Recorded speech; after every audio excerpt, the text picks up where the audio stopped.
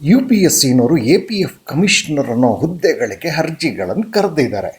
APF ಅಂದರೆ assistant provident fund commissioner ಅಂತ ಹೇಳಿ. ಇದಕ್ಕೆ ಇಲ್ಲಿ 80 ಹುದ್ದೆಗಳಿದೆ. ಈ ಹುದ್ದೆಗಳಿಗೆ ಏನೆಲ್ಲ ಅರ್ಹತೆ ಬೇಕಾಗುತ್ತೆ ಅನ್ನೋದನ್ನು ಈ ವಿಡಿಯೋನಲ್ಲಿ ನಾನು ಎಲ್ಲ ಅಂಶಗಳನ್ನು ತಿಳಿಸ್ತಾ ಇದ್ದೀನಿ. ವಿಡಿಯೋನ ಸಂಪೂರ್ಣ ನೋಡಿ. ಐ ಆಮ್ ಫಾರ್ ಕೆರಿಯರ್ ಚಾನಲ್ಗೆ ನಿಮ್ಮೆಲ್ಲರಿಗೂ ಮತ್ತೊಮ್ಮೆ ಸ್ವಾಗತ. ಈ 2-3 ಕೆಲವೇ ನಿಮಿಷದ ಈ ಒಂದು ವಿಡಿಯೋನ, ಉದ್ಯೋಗದ ವಿಡಿಯೋನ ಕಡೆಯವರೆಗೂ ನೋಡೋದನ್ನು ಮರಿಬೇಡಿ. ಇಲ್ಲಿ ನಿಮಗೆ ನಿರಂತರವಾಗಿ ಉದ್ಯೋಗದ ಮಾಹಿತಿ ಸಿಗುತ್ತೆ. ಹಾಗಾಗಿ ಈ ಚಾನಲ್ಗೆ ಸಬ್ಸ್ಕ್ರೈಬ್ ಮಾಡಿಕೊಂಡು ನೋಟಿಫಿಕೇಷನ್ ಬೆಲ್ ಒತ್ತಿ. ಇದರಿಂದ ನಿಮಗೆ ನಾವು ಹೊಸ ಜಾಬ್ ಇನ್ಫಾರ್ಮೇಷನ್ ಅಪ್ಲೋಡ್ ಮಾಡ್ತಿದ್ದ ಹಾಗೆ ನಿಮಗೆ ನೋಟಿಫಿಕೇಷನಲ್ಲಿ ಸಿಗುತ್ತೆ. ಈ UPSCನವರು ಕಂಡಕ್ಟ್ ಮಾಡ್ತಿರೋ ಅಸಿಸ್ಟೆಂಟ್ ಪ್ರಾವಿಡೆಂಟ್ ಫಂಡ್ ಕಮಿಷನರ್ ಹುದ್ದೆಗಳಿಗೆ ನೀವು ಅರ್ಜಿ ಸಲ್ಲಿಸಬೇಕಂದ್ರೆ ಆನ್ಲೈನ್ನಲ್ಲೇ ಸಲ್ಲಿಸಬೇಕು. ಇದಕ್ಕೆ ಕಡೆ ದಿನ ಸೆಪ್ಟೆಂಬರ್ 11, 2026 ಅಂತ ಅವರು ತಿಳಿಸಿದ್ದಾರೆ. ಬನ್ನಿ ಇದಕ್ಕೆ ಶೈಕ್ಷಣಿಕವಾಗಿ ವಯಸ್ಸು ಎಲ್ಲದರ ಬಗ್ಗೆ ತಿಳಿಯೋಣ. ಇದು ಗ್ರೂಪ್ ಎ ಹುದ್ದೆಗಳಾಗಿದೆ. ನಿಮಗೆಲ್ಲರಿಗೂ ಗೊತ್ತಿದೆ, ಸರ್ಕಾರದಲ್ಲಿ group A, group B, group C, group D ಅಂತ ಹುದ್ದೆಗಳಿರುತ್ತೆ. ಗ್ರೂಪ್ ಎ ಟಾಪ್ ಮೋಸ್ಟ್ ಇರುತ್ತೆ. ಹಾಗೂ ಇದು ಅಖಿಲ ಭಾರತ ಸೇವೆ ಆಗಿರೋದ್ರಿಂದ ದೆಹಲಿನಲ್ಲೇ ನೀವು ಕೆಲಸ ಮಾಡಬೇಕು ಅಂತಿಲ್ಲ. ಎಲ್ಲಿ ನಿಮಗೆ ಪೋಸ್ಟಿಂಗ್ ಆಗಿರುತ್ತೆ ಅಲ್ಲಿ ಕೆಲಸ ಮಾಡ್ಕೊಳ್ಬೋದು. ವೇತನಕ್ಕೆ ಬಂದಾಗ ಈಗ ಅಸಿಸ್ಟೆಂಟ್ ಪ್ರಾವಿಡೆಂಟ್ ಫಂಡ್ ಕಮಿಷನರು ಅವರು 7ನೇ ವೇತನ ಆಯೋಗ ಏನಿದೆ ಸೆಂಟ್ರಲ್ ಗೌರ್ಮೆಂಟು, ಅದರ ಲೆವೆಲ್ 10 ಪ್ರಕಾರ ನಿಮಗೆ ಸಂಬಳ ಕೊಡ್ತಿದ್ದೀವಿ ಅಂತ ಅವರು ತಿಳಿಸಿದ್ದಾರೆ.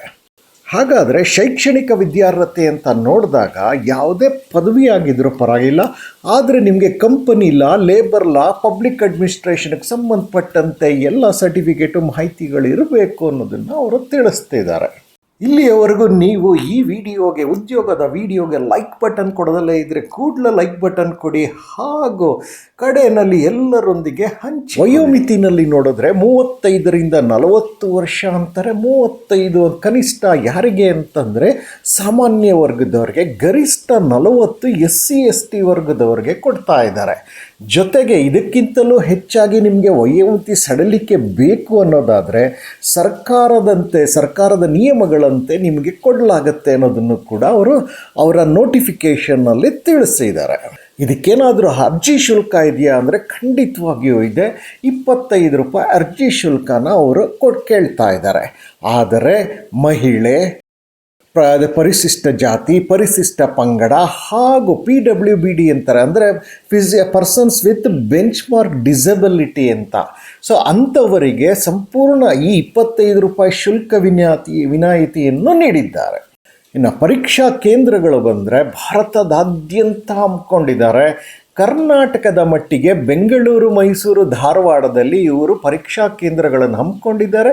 ಯಾರು ಅರ್ಜಿ ಸಲ್ಲಿಸ್ತೀರಿ ಈ ಕೇಂದ್ರಗಳಲ್ಲಿ ನೀವು ಪರೀಕ್ಷೆ ಬರಿಬೋದಾಗಿರೋದು. ಇಲ್ಲಿ ಮತ್ತೊಂದು ಮಾಹಿತಿ ಪರೀಕ್ಷೆಗೆ ಸಂಬಂಧಪಟ್ಟಂತೆ ಅದೇನು ಅಂತಂದರೆ ಯೂನಿವರ್ಸಲ್ ರಿಜಿಸ್ಟರ್ ನಂಬರ್ URN ಹಾಗೂ ಕಾಮನ್ ಅಪ್ಲಿಕೇಶನ್ ಫಾರ್ಮ್ CAF ಬಹಳ ಚೆನ್ನಾಗಿ ನೀವು ಅರ್ಥ ಮಾಡ್ಕೊಂಡಿರಬೇಕು.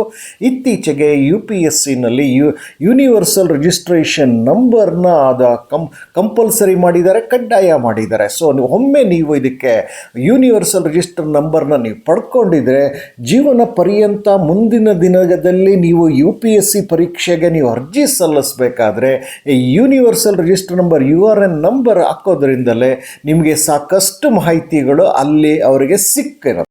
ಈ ಒಂದು ಪರೀಕ್ಷೆ ಅವರೇನು ನಡೆಸ್ತಾರೆ, ಆ ಪರೀಕ್ಷೆದು ಋಣಾತ್ಮಕ ಮೌಲ್ಯಮಾಪನ ಇದೆ ಅನ್ನೋದನ್ನು ಅವರು ಹೇಳ್ತಿದ್ದಾರೆ. ಅಂದರೆ ನೆಗೆಟಿವ್ ಮಾರ್ಕಿಂಗ್ ಇರುತ್ತೆ. ಹಾಗಾಗಿ ಈ ಒಂದು ಪರೀಕ್ಷೆ ತಗೊಳ್ಳೋವಂಥವರು ಈ ನೆಗೆಟಿವ್ ಮಾರ್ಕಿಂಗ್ ಸಂಬಂಧಪಟ್ಟಂತೆ ಸ್ವಲ್ಪ ಹುಷಾರಾಗಿರೋದು ಒಳ್ಳೆಯದು.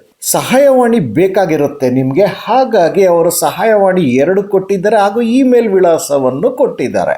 ನಿಮಗೇನಾದರೂ ಸಂಶಯ ಬಂದು ಅದಕ್ಕೆ ಸ್ಪಷ್ಟತೆ ಬೇಕು ಅನ್ನೋದಾದರೆ ಈ ಸಂಖ್ಯೆಗಳಿಗೆ ಕೆಲಸದ ದಿನ, ಕೆಲಸದ ಸಮಯದಲ್ಲಿ ಮಾಡ್ಬೋದಾಗಿದೆ.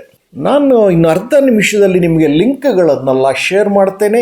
ಲಿಂಕ್ನಲ್ಲಿ ಹೋದಾಗ, ನೋಟಿಫಿಕೇಷನ್ ಲಿಂಕ್ಗೆ ಹೋದಾಗ ವಿಶೇಷವಾಗಿ ಅದನ್ನು ಸಂಪೂರ್ಣ ವಿವರವಾಗಿ ಓದಿ, ಹಾಗೂ ಸಾಧ್ಯ ಆದರೆ 2 ಬಾರಿ ಓದಿ ಅರ್ಥ ಮಾಡ್ಕೊಳ್ಳಿ ಎಲ್ಲ ವಿಚಾರವನ್ನು. ವಿಶೇಷವಾಗಿ ಮೀಸಲಾತಿಗೆ ಸಂಬಂಧಪಟ್ಟಂತೆ ಎಲ್ಲ ವಿಶೇಷವನ್ನು ನೀವು ಅರ್ಥ ಮಾಡಿಕೊಂಡು ನಂತರ ನೀವು ಅರ್ಹರಿದ್ದರೆ ಇದೊಂದು ಅದ್ಭುತವಾದಂಥ 80 ಹುದ್ದೆಗಳಿರುವಂತಹ APF ಕಮಿಷನರ್ ಪೋಸ್ಟ್ ಆಗಿದೆ, assistant provident fund commissioner post. ಇದು ಉತ್ತಮವಾದಂಥ grade A non ministerial post ಆಗಿರೋದ್ರಿಂದ ಅರ್ಜಿಗಳನ್ನು ಸಲ್ಲಿಸಿ.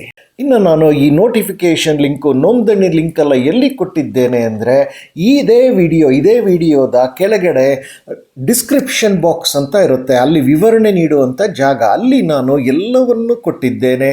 ಅಲ್ಲಿಗೆ ಹೋಗಿ ನೋಟಿಫಿಕೇಷನ್ ಓದಿ, ಆನ್ಲೈನ್ ಕೂಡ ಅಲ್ಲೇ ಲಿಂಕ್ ಇರುತ್ತೆ, ಅಪ್ಲೈ ಮಾಡ್ತಾ ಹೋಗಿ. ಇಲ್ಲಿಯವರೆಗೂ ನೀವು ಈ ಒಂದು ಉದ್ಯೋಗದ ಬಗ್ಗೆ ಸಾಕಷ್ಟು ಮಾಹಿತಿಯನ್ನು ಪಡೆದ್ರಿ. ಈ ಚಾನಲ್ಗೆ ನೀವು ಸಬ್ಸ್ಕ್ರೈಬ್ ಮಾಡಿಕೊಂಡು ನೋಟಿಫಿಕೇಷನ್ ಹೊತ್ತಿಲ್ಲದೆ ಇದ್ದರೆ ನೋಟಿಫಿಕೇಷನ್ ಬೆಲ್ ಹೊತ್ತೋದ್ರಿಂದ ನಿಮಗೆ ಉದ್ಯೋಗದ ಮಾಹಿತಿ ನಾವು ಅಪ್ಲೋಡ್ ಮಾಡ್ತಿದ್ದಾಗೆ ನಿಮಗೆ ನೋಟಿಫಿಕೇಷನ್ ಸಿಗ್ತಾ ಹೋಗುತ್ತೆ. ಇದರಿಂದ ನಿಮಗೆ ಅಡ್ವಾಂಟೇಜ್. ಈ ಉದ್ಯೋಗದ ಮಾಹಿತಿಯನ್ನು ತಂದದ್ದು ನಿಮಗೆ IM ಫಾರ್ ಕೆರಿಯರ್ ಚಾನಲ್ ಕನ್ನಡದಲ್ಲಿ ಉದ್ಯೋಗದ ಮಾಹಿತಿ ಸಿಗ್ತಾ ಇದೆ ನಿಮಗೆ. ಇದಕ್ಕೆ ನೀವೊಂದು ಲೈಕ್ ಬಟನ್ ಕೊಡಿ ಹಾಗೂ ಎಲ್ಲರೊಂದಿಗೆ ಹಂಚಿ.